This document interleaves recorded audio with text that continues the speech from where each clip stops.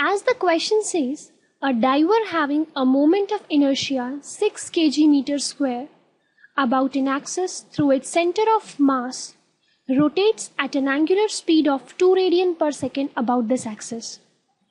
If he fold his hands and feet to decrease the moment of inertia to 5 kg meter square, what will be the new angular speed?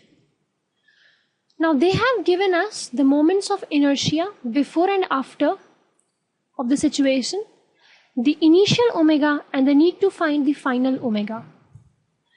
Now as we all know that there is no external force, rather being more precise we can say that the external torque is zero on the diver.